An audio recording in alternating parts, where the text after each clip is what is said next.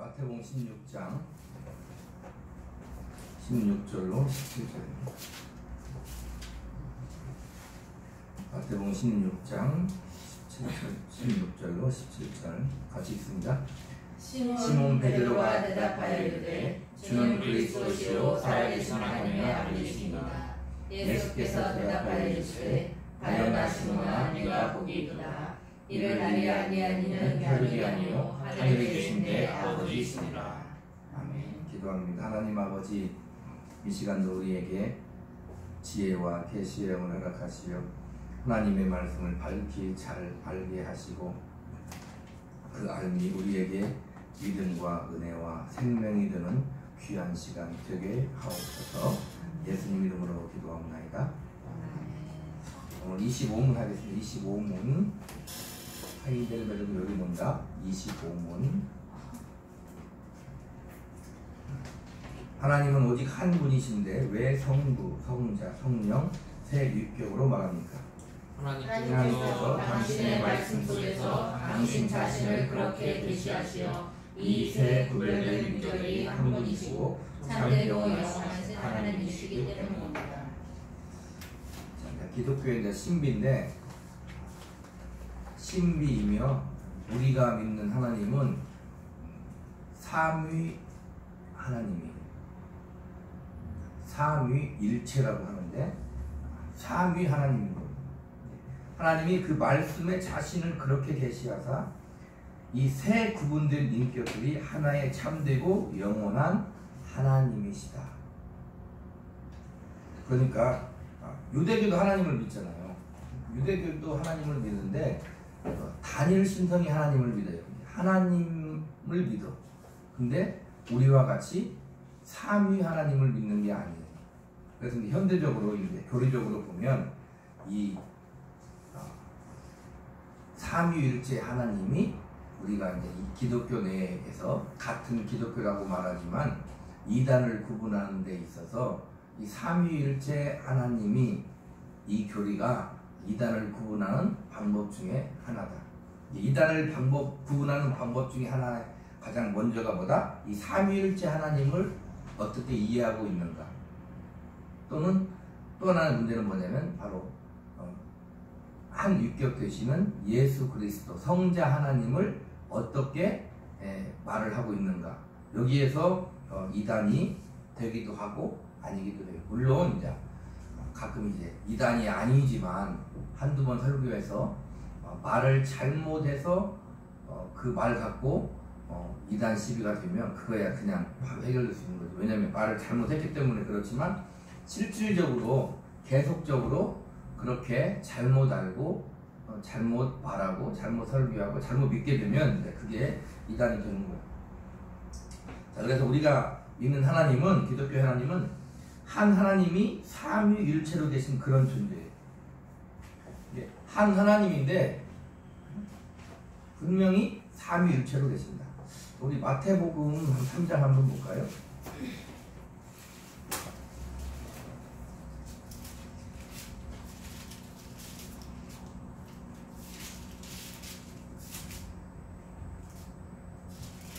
마태복음 3장 16절 17절입니다. 같이 읽습니다. 예수께서 세례를 받으시고 물 위에서 올라오실새 하늘이 열리고 하나님의 성령이 비둘기같이 내려 자기 위에 임하심을 보시더니 하늘로부터 소리가 있어 말씀하시되 이는 내 사랑하는 아들이요 내 기뻐하는 자라 하시니라. 자, 성경 본문 가운데 대표적인 이제 그 구절인데, 여기 보면 하나님의 성령이 분명히 계시는 거예요. 그리고 성자 하나님 예수님이 세례 받으시는 거니까 예수님이 당연히 계시고, 또 뭐예요? 하늘로부터 하나님 아버지가 말씀하신 이는 내 사랑하는 아들이요 내 기뻐하는 자다.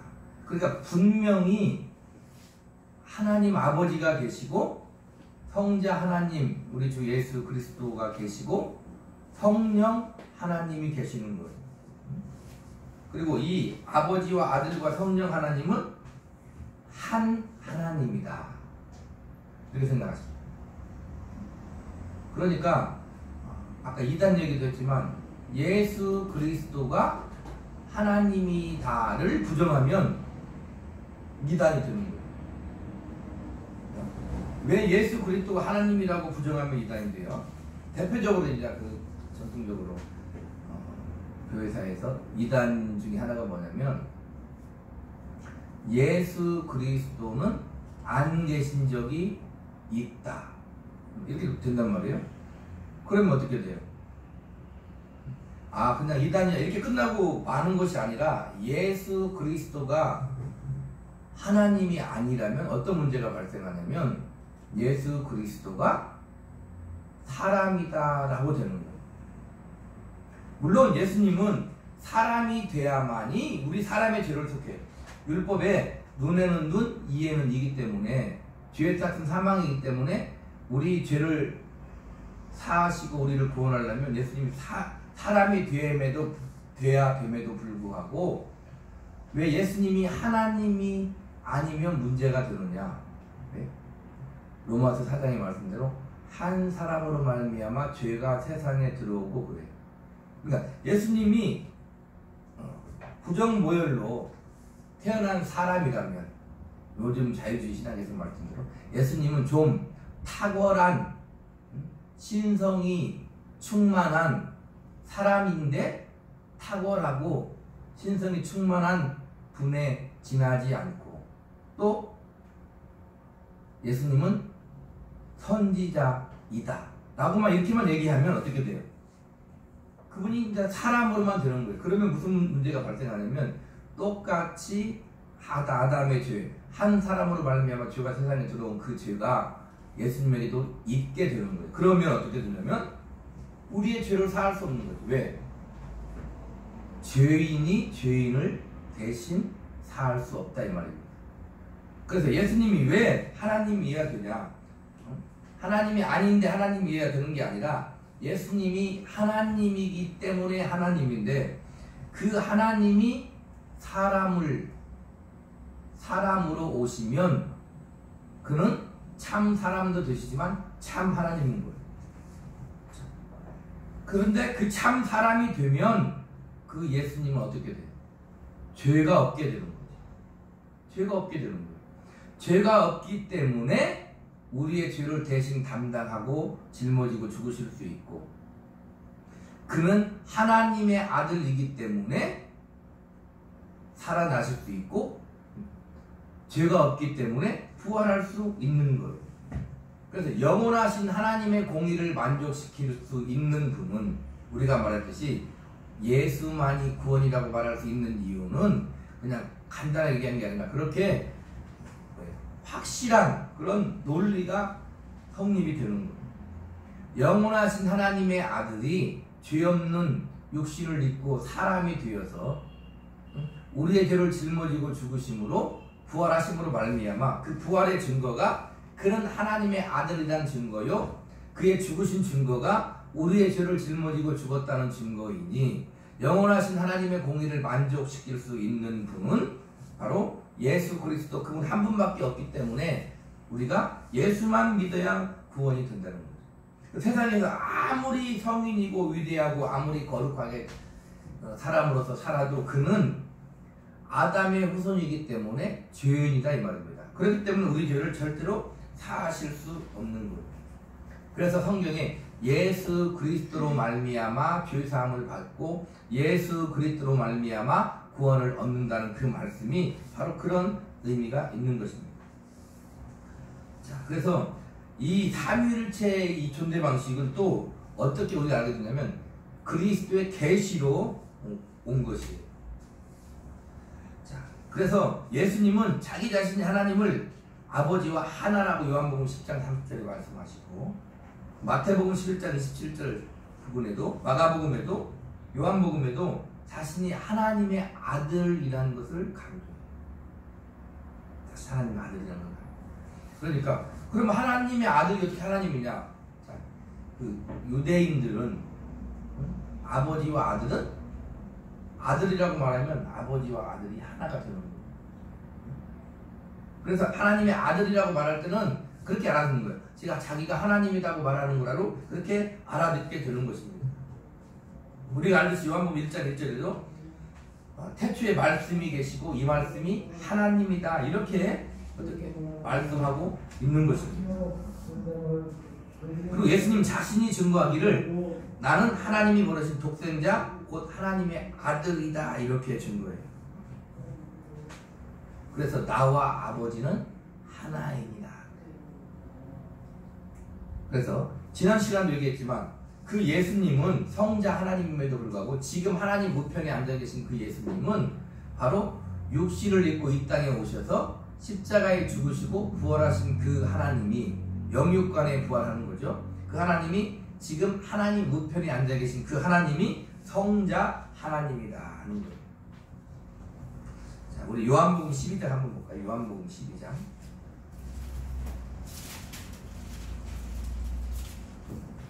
(36절부터)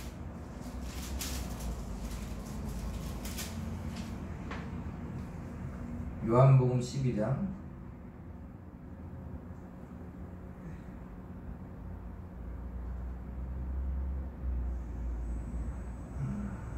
36절부터 41절까지 있습니다. 시작. 너희에게 아직 빛이 있을 동안에 빛을 믿으라. 그리하면 빛의 아들이 되리라. 예수께서 이 말씀을 하시고 그들을 떠나가서 숨으십니다. 이렇게 많은 표적을 그들 앞에서 행하셨으나 그를 믿지 아니하니 이는 선지자 이사야의 말씀을 이루려 하십니다. 이르되 주여 우리에게서 들은 말을 누가 믿었으며 주의 발이 누구에게 나타나리까 하였더라. 그들이 능히 믿지 못한 것은 이 때문이니 곧 이사야가 다시 이르실 때 그들의 눈을 멀게 하시고 그들의 마음을 완고하게 하셨으니 이는 그들로 하여금 눈으로 보고 마음으로 깨닫고 돌이켜 내 고침을 받지 못하게 하려 함이라 하였습니다. 이사야가 이렇게 말한 것은 주의 영광을 보고 주를 가리켜 말하는 것이다. 이렇게 바로 그 구약의 그 하나님이 자기 자신이라고 예수님은 그렇게 말씀하고 있는 거예요. 요한복음 20장 28절도 주는 나의 하나님이다 라고 그렇게 고백하는 것입니다.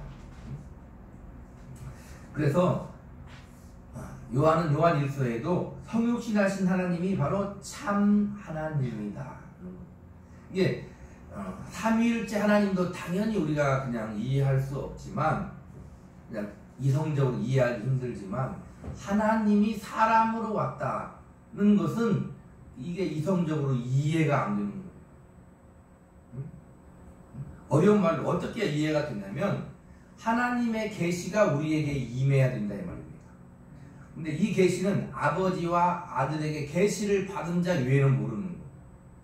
그러니까 아무리 세상 사람에게 예수를 믿으라 해도 이성적으로 이해해서는 도저히 예수를 믿을 수가 없는 거예요. 그래서 어떻게 이해할 수가 있는 거예요? 하나님의 은혜를 입으면 계시를 받으면 그때가 예수 그리스도가 하나님의 아들이요 나의 구세주라고 고백하는 거예요. 우리는 날마다 그런 기적의 연속에 사는 거예요.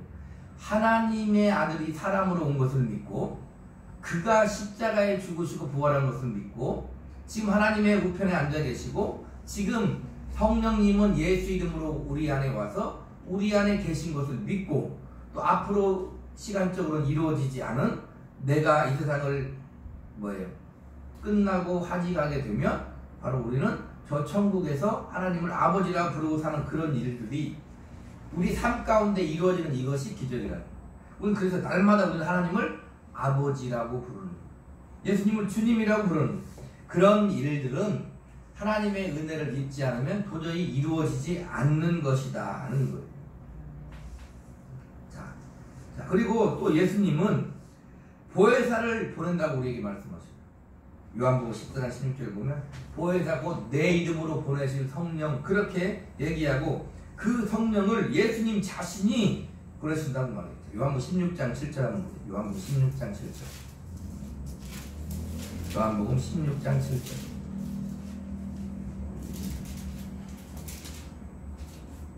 시작. 그러나 내가 너희에게 실상을 말하노니 내가 떠나가는 것이 너희에게 유익이라. 내가 떠나가지 아니하면 보혜사가 너희에게로 오시지 아니할 것이요 가면 내가 그를 너희에게로 보내리니 그래. 이렇게 예수님은 성령님을 또 직접 예수님이 보낸다고 말씀하시는 거예요. 그래서 하나님의 존재 방식에 구분이 분명히 있어요. 하나님 아버지가 계시고 예수님이 계시고 성령님이 계시고, 그리고 그 아들은 이 세상에 구주로 오시고 성령은 그 구원을 증거하고 전파하기 위해서 아버지로부터 우리에게 오신 거예요. 그래서 기독교의 하나님은 삼위일체 하나님이다. AD 325년에 니카야 공의에서는 어떻게 고백하냐면, 예수 그리스도를 하나님에게서 나온 하나님이요 빛에서 나온 빛이요 참 하나님에게서 나온 참 하나님으로 신앙 고백. 그래서 우리가 이제 기독교 그리스도교가 되는 거예요. 그래서 예수 그리스도를 하나님으로 인정하는, 예수 그리스도를 참 하나님으로 참 사람으로 인정하고 믿는 사람들이 그리스도인 기독교인이 되는 거예요. 그래서 아버지와 아들과 성령이 한 하나님이신 것은 실체가 동일하고 하나이기 때문에, 그 교리를 말로 정의를 하면, 단어로 정의를 하면, 아버지와 아들과 성령이 한 하나님이신 것은 실체가 동일해요. 본질적인 실체가 동일하고, 그렇기 때문에 하나이고, 아버지와 아들과 성령은 한 하나님이에요. 아버지와 아들과 성령은 하나님인데, 비록 인격은 셋이에요. 잘 이해해야 돼요. 아버지와 아들과 성령은 한 하나님이고 인격은 셋인데 한 하나님이시고, 한 하나님이신 것은 왜 한 하나님이냐? 실체가 동일하며 하나이고 분할 불가하기 때문에 그렇다 이겁니다. 그래서 이 목사님들이나 신학자들도 자꾸 이 삼위일체 하나님을 얘기하다 보면 말을 잘못하게 돼요. 말을 잘못하게. 자, 그래서 이걸 어떻게 알 수 있냐? 하나님의 계시를 받고 믿음으로만 이해하는. 그 이상의 말로는 그게 해결할 수가 없어요. 말로 풀어서 설명한다고 그게 설명이 되는 거야. 누구의 말대로? 천국에 가봐야. 자, 그러니까 우리 기독교 하나님은 성부와 성자와 성령이 하나님이에요. 그러니까 지금 우리 안에 와 계신 그 성령님은, 우리 안에 와 계신 성령님은 본질적으로, 존재론적으로 어떤 성령님이라 했어요? 성령 하나님이 와 계신다고 그랬잖아요. 그러니까 하나님 아버지가 예수님으로 오시고 예수님이 성령으로 오시고 이렇게 말하면 이게 양태론이라고 했는데, 그런 것이 아니고 하나님 아버지가 예수의 이름으로, 또는 주님이 성령을 예수 이름으로 우리에게 보내셔서 우리 안에 와 계신 것. 자, 그래서 우리가 왜 우리 안에 계신 성령을 또 그리스도인이라고 한다고요? 바로 예수의 이름으로 와서 예수 그리스도의 인격과 사역을 가지고 왔기, 우리 안에 와 계시기 때문에 그리스도 영이라고 하고, 성령이라고도 하고 하나님의 영이라고도 하고 그러는 거예요. 정리합니다. 자, 하나님은 성부 하나님, 성자 하나님, 성령 하나님으로 계셔요. 비록 인격은 분명히 셋이지만 한 하나님이시고, 왜 한 하나님이다? 실체가 동일하기 때문이다. 그리고 하나 덧붙이는 말이 뭐다? 분할 불가하게 말이에요. 그래서 우리가 믿는 그 하나님이에요. 그래서 그 하나님, 삼위일체 하나님이 우리의 믿음의 대상이고, 그 하나님을 잘 이해하고 잘 믿어야만 어떻게 돼요? 우리에게도 구원이 있고 생명이 있다고도 말할 수 있는 거예요. 그 중심에 누가 계신 거예요? 바로 예수 그리스도, 그분이 계신다 이 말입니다. 자, 그래서 우리의 신앙이 그냥 저 하늘의 공중에 붕 떠 있고 어떤 이론에만 끝나지 않을 수 있는 이유는 바로 눈에 보이는 하나님, 예수 그리스도 그분이 하나님이 이 땅에 사람으로 와서 우리와 똑같은 이 세상에서 시공간의 제약을 받고 삶을 살았다는데 그 중요한 점이 있는 거예요. 우리가 믿는 예수님은 그냥 보이지 않는 하나님이 어떻게 해서 그런 것을 이론적으로 정립해서 믿는 게 아니라, 바로 성경에서 말씀하고 있는 그 하나님이 역사적인 시간 내에 사람으로 와서 사람과 같이 사는 거예요. 그 하나님을 믿고 그 하나님이 하신 일을 믿어야 우리가 어떻게 돼요? 구원을 얻고 생명을 얻어.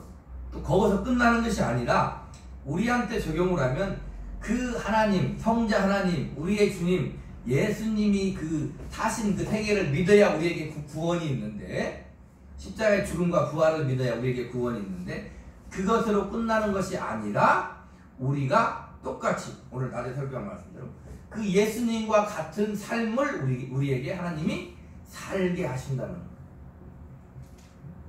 대표적으로 마태복음에도 누구든지 나를 따라오려거든 자기를 부인하고 제 목숨 십자가를 지고 나를 쫓을 것이다. 자 보세요. 그러니까 이거죠. 우리는 분명히 십자가에 고난당하시고 죽으시고 부활하신 예수님을 믿어. 근데 우리의 삶은 어떻게 돼요? 십자가에 고난당하시고 죽으시고 부활하시는 그런 예수님과 같은 삶을 살고 싶지 않아. 무슨 말 이해가십니까? 우리는 말로는 나의 주님, 나를 위해 십자가에 죽으신 주님, 부활하신 주님을 믿어. 부활하신 주님은 전제가 뭐다? 십자가의 죽음을 전제하고 있다 이 말입니다. 그런 주님을 믿어 구원을 받았음에도 불구하고 우리는 주님과 같은 삶을 살기 싫고 그냥 아무런 고난과 아무런 믿음의 굴곡이 없는 그냥 승승장구의 삶을 살고 싶다 이 말입니다. 그러면 예수님이 이 땅에 와서 우리를 위해 죽으시고 구원하신 그 의미가 퇴색되는 거예요.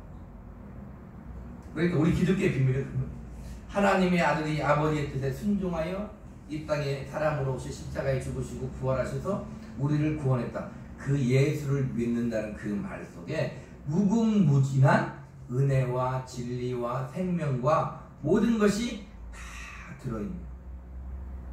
그래서 우리의 힘들고 어려울 때도 누구를 바라야 돼요? 하나님을 바라봐야 돼요. 누구를 바라야 돼요? 구체적으로 믿음의 주여 온전하게 하시는 예수를 바라봐야 거기에서 정답을 찾을 수 있는 거예요.